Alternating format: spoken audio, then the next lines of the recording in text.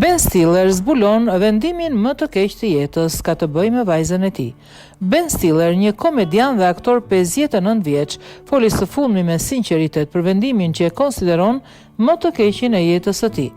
Edhe pse karriera e tij ka qenë e mbushur me suksese, një gjë e përndjek edhe sot, dhe ajo ka të bëjë me vajzën e tij, Ella. Gjatë një karriere 10 vjeçare, Stiller ka fituar çmime të shumta, duke përfshirë një Emmy dhe një çmim Charlie Chaplin. Si një djalë i një çifti të famshëm, ai ka ndërtuar një reputacion breslënës, por ka pranuar se karakterizohet nga perfeksionizmi, një tipar që ai thot se i ka kushtuar shtrenjtë në marrëdhënien e tij me të bijën.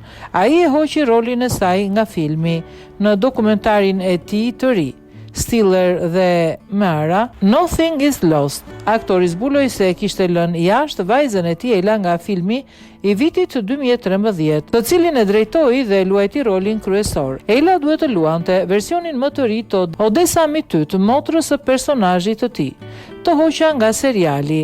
Ishte ndoshta vendimi më i keq që ka marrë ndonjëherë në jetën time, i pranoi Stiller vajzës së tij. Edhe pse shqetësoi shumë, Ella, tani 23 vjeç, nuk ja mbajti mend. Ajo i tha të atit se kujtonte se ishte shumë e friksuar gjatë xhirimeve dhe se skena nuk kishte kuptim në film gjithsesi. Por Stiller shpjegoi se vendimi kishte një kuptim më të thellë për të. Për mua shkon më thellë. Lidhet me problemet e mia, me obsesionin tim me punën dhe perfeksionin tim, ka theksuar aktori midis të tjerash.